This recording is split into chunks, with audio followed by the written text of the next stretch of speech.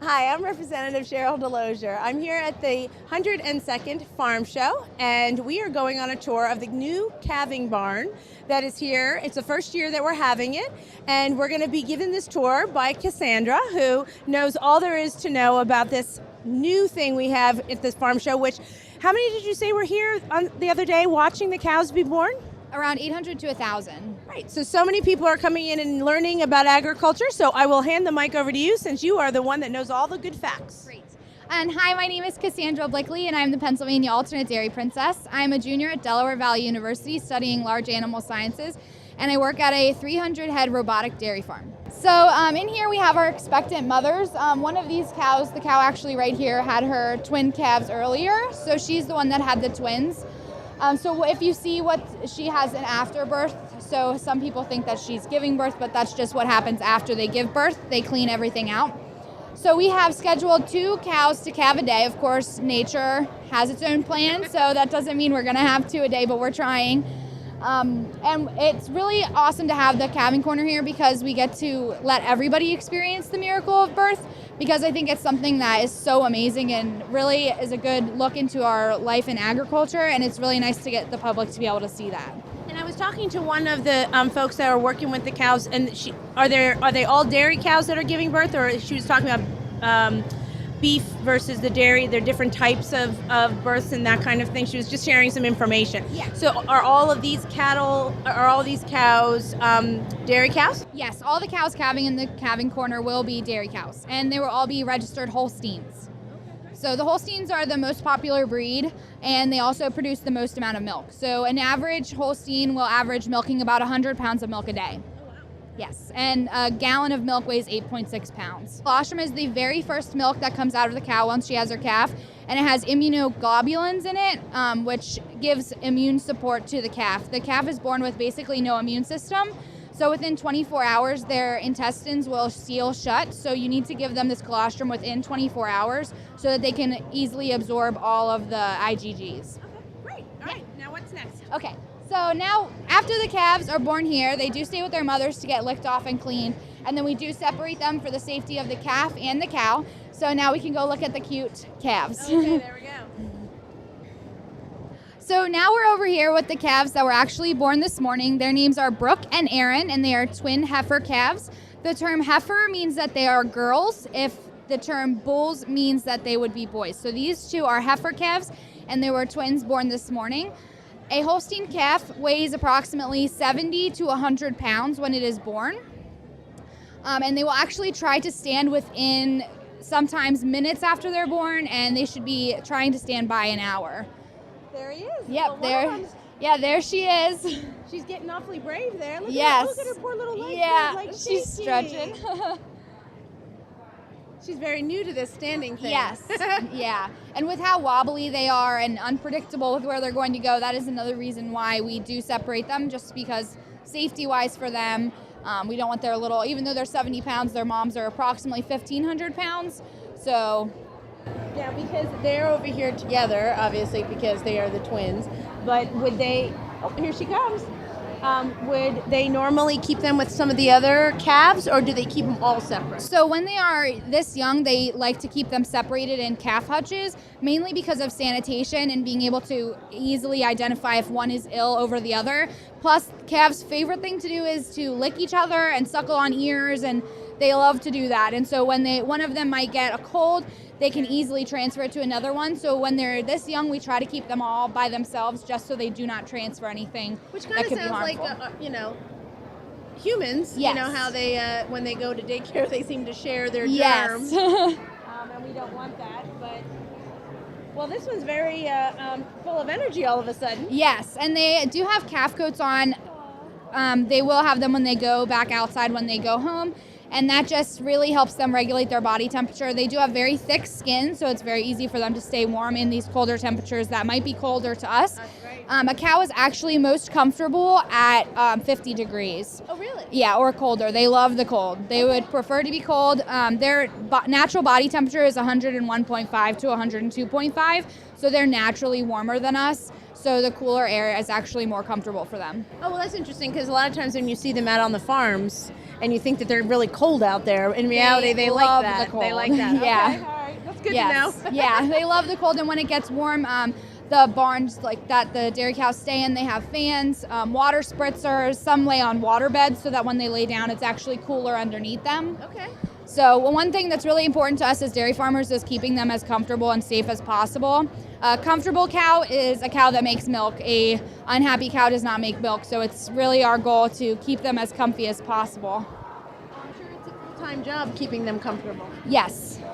No holidays. Right, they need care every day, 24/7. Look at them. Yes. Well, she's venturing out very well.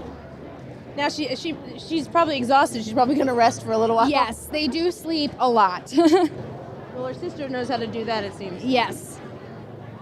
So this is corn silage, which means it's the whole corn, cob, stalk, and everything chopped up, and this goes into their food. So you can, if you smell it, it's actually been fermented, so it goes into a silo, and it makes it sweeter and brings out some of those nutrients. So this is haylage, which means it's chopped hay, grass plant, and it has like everything. It's the stems, it's the leaves, it's the grain, and it's a really, really good source of fiber and protein. Then over here we have straw. It's cut, dried stalks of barley or wheat plant. It's also a good source of fiber, and this is also what cows can sleep on. So straw is the bedding, hay is what they eat, but they also can put straw into a ration, which is what cows eat, to add fiber. So this is ground corn. So they take the seed of the corn and they grind it up, and the more that the actual seed is ground, the more protein that they can absorb into their body. So soybean meal is a really good source of protein. So the soybean plant this is all of the seed from the plant. It's not the actual plant. So every breed is different on what they need nutritionally, which is why dairy farmers have nutritionists work with them daily. My nutritionist comes to our farm every single Tuesday and goes through the ration, goes through our milk samples, and tells us what we need to do to change our fats or our proteins in the milk to either bring up our components or to maximize our production due to weather.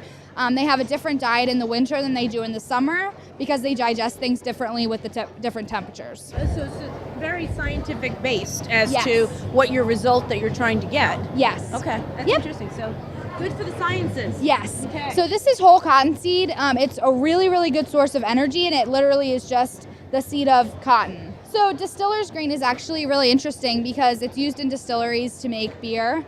And then the leftover grain that they have, they actually can give to dairy farmers to use in their ration because it's a really good source of protein. So we're reusing, instead of them dumping this old grain into the garbage or not using it, they're able to reuse it, and dairy farmers are able to get more production out of their cows. And then we have hay. So this is Green hay. yes, green hay, which means it's probably very high in protein. This looks like alfalfa hay to me, I think. Yes, this is alfalfa. And then we have a vitamin and a mineral mix. So just like humans, cows need all of their vitamins and minerals to stay healthy. So we actually can add vitamins and minerals to be able to help out their bodies with whatever they might be deficient in. And then so all of this mixed together is this. So this is called TMR, which means total mixed ration. So this is what it looks like in front of the cows. It's like us taking our steak, our potatoes, and our green beans and putting them all together and eating them at the same time. Oh, wow.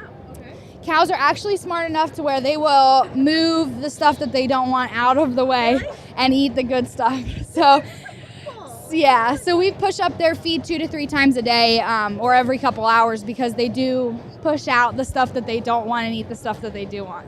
At the farm show, we are lucky to be able to have so many industries that deal with agriculture. Many people think of the farm, the family farm, as the only part of agriculture.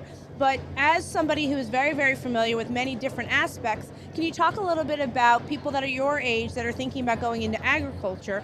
What types of jobs are available in the agriculture industry? Yes, so actually I was not born on a dairy farm. I was born into a military family and actually started working with cows about 7 years ago.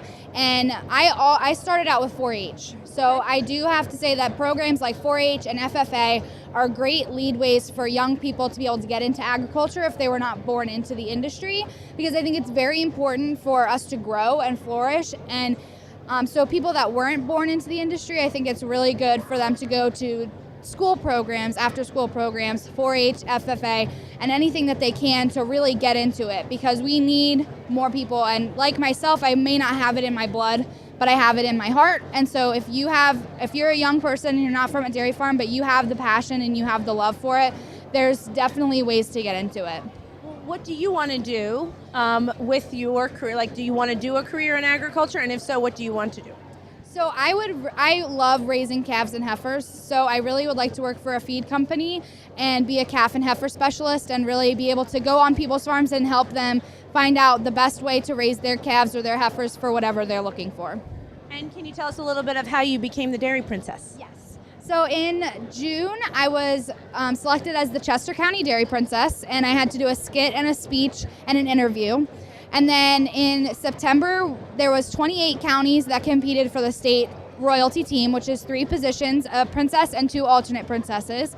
So we again had to do a speech, a skit, a dairy knowledge exam, an impromptu question, and an interview. So I placed first place for my dairy knowledge exam and first place for my skit and second and runner-up for all of the other categories.